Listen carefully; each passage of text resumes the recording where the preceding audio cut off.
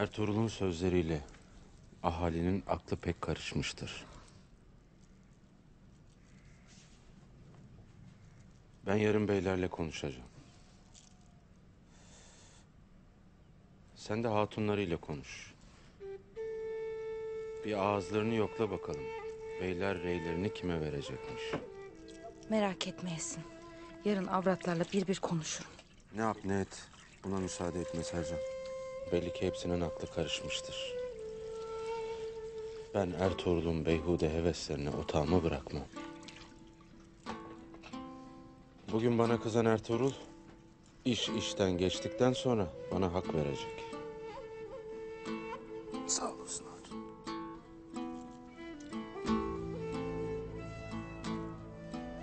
Beyim, sen bey olduğunda birliği tekrar sağlayasın. Kardeşler bir araya gelsin. Et tırnaktan ayrılmasın. Hep birlikte olalım. Huzura kavuşalım. Olmaz mı?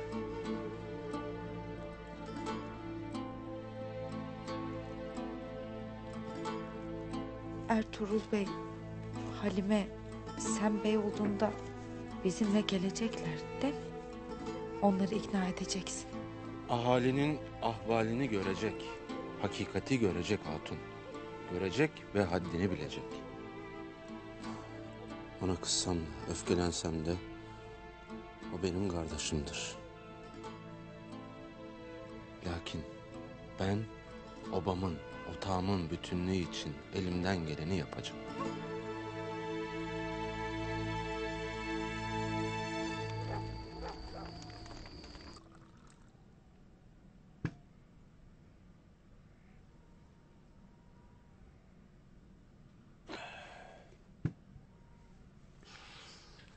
Çok şükür.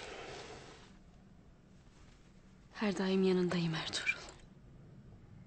Bilesin ki baş koyduğum bu kutlu yolda gerektiğinde hatunun, gerektiğinde neferinim. Bu yolda en büyük gücüm oldun Halimem.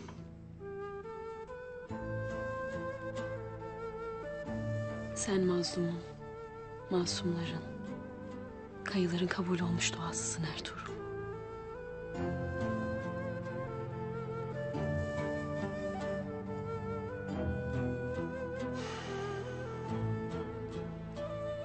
Ertuğrul, ya yarın bir aksilik çıkar da bey olamazsan? Hangi yenilgiden sonra geri adım attık ki bu yenilgiden sonra geri adım atalım Halimem? Belki yarın beyliği kaybederiz. Ama mücadelemizden asla vazgeçmeyiz. Destur var mıdır beyim? Gel Abdurrahman.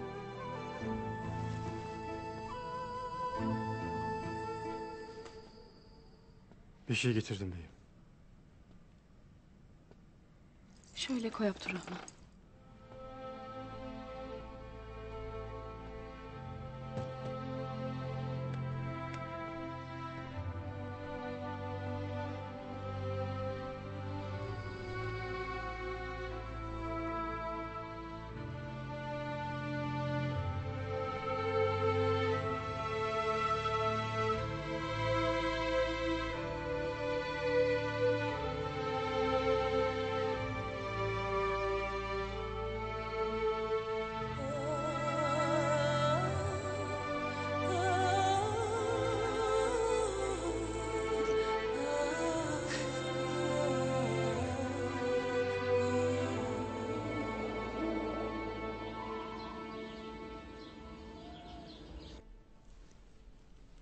Vay vay vay vay.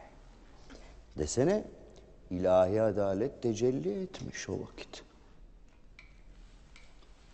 Tuğtekin Bey Ertuğrul hayalperestinin peşine takılıp az kaldı Dodurgalıları da ateşe atacaktı. Gündoğdu Bey bunları söylediğinde inanamadım beyim. Dediğin gibi Dodurga'yı Allah korumuş. Tuğtekin Bey yaşasaydı halimiz nice olurdu.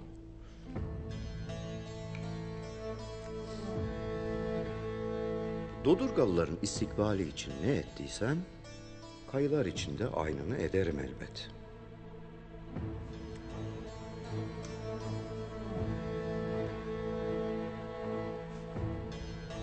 Gündoğdu gururlu adam. Yanıma gelmeyi kendine haya edinir, anlarım. Ve lakin sana gelmesiyle gönül kapımı aralamıştır.